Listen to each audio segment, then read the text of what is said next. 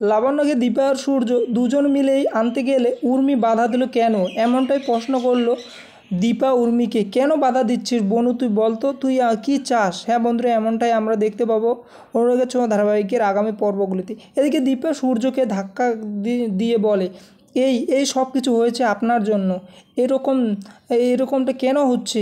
এরপর দীপা ভাবতে থাকে, এ কি করলাম আমি, ওনার উপর রাগ করে তো আমার কোনো লাভ নেই। ওনার তো আমাকে ওনার মনেই নেই। আশেপাশে যাকে দেখতে পাচ্ছে ওদেরই তো শুধু মনে রাখে। আমি আর রূপা তো ওনার মন থেকেই মুছে গেছি। কেন কেন করলি উর্মি, এটা তুই কেন করলি বল। এরপর সূর্য মনে মনে বলতে লাগে, উনি কেন বলল যে আমাদের নিজের মেয়ে, উনি কি আমাকে নিজের হাজব্যান্ড ভাবছেন। না না না, তা কি করে হয়। এই কথা বলে সূর্য ওখান থেকে সোজা বাড়ি চলে আসে এবং সবাই সূর্যকে জিজ্ঞেস করে যে তুমি কোথায় ছিলে। সূর্য কাউকে কিছু না বলে উর্মি যে বলে, দাদাই এখন থেকে এই সেফটির দায়িত্ব আমার।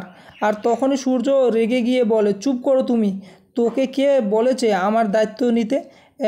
এ তো এত কথা বলো না তো, কেন বলো তুমি, আমাকে কিন্তু কোনো কিচ্ছু বলবে না। এরপর সূর্য নিজের ঘরে গিয়ে যায় এবং চারিদিকে শুধু দীপাকে কল্পনার মাধ্যমে দেখতে পায় এবং খুব আনন্দ হচ্ছে।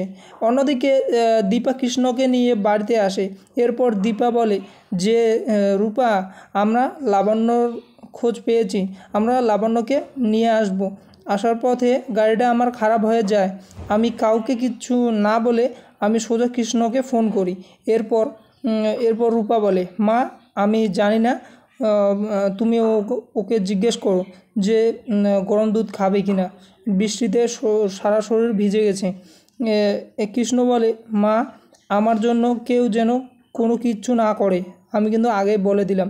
এদিকে উর্মি চলে আসে কুন্তলার কাছে, এসে বলে, কুন্তলা এবার কিন্তু সব কিছু হাতের বাইরে চলে যেতে বসেছে, মনে হয় সব কিছুই আমার হারাতেই হবে, আমি হারাবো। কিন্তু আমাকে কিছু বুদ্ধি দাও। কুন্তলা বলে, উর্মি বলে, এত কিছু আমি সব কিছু গুছিয়ে ফিরে নিয়েছিলাম, এত কিছু হওয়ার পরে এটা আমি মানতে পারবো না। অন্যদিকে সূর্য আর দীপা একই সাথে একই রকমভাবে ভাব করতে থাকে আর কথা বলতে থাকে, একই সাথে হাঁচি, একই সাথে কথা। আর তখনই ওখানে উর্মি আর কুন্তলা চা নিয়ে চলে আসে এবং ধাক্কা লেগে যায়। চা কাপটা পড়ে গেলে সেখানে টুকরো হয়ে রয়ে যায়। কুন্তলার অনেকটা পা কেটে যায় তখন, এবং কুন্তলাকে আর উর্মিকে অনেক অপমান করতে থাকে দীপা। সূর্য রূপাকে দেখে সব কিছু মনে করতে চাইলে তখনই জয় সেখানে চলে আসে আর বলে, আমি চলে এসেছি, আমি জানি না উর্মি কী করেছে আর আমার সেটা জেনে কোনো লাভ নেই, আমি রেডি। দীপা বলে, আমরাও রেডি। এদিকে উর্মিকে কুন্তলা আর অনেক খারাপ বুদ্ধি দিতে থাকে, তখনই কৃষ্ণর চোখে ধরা পড়ে যায় কুন্তলা। তো বন্ধুরা,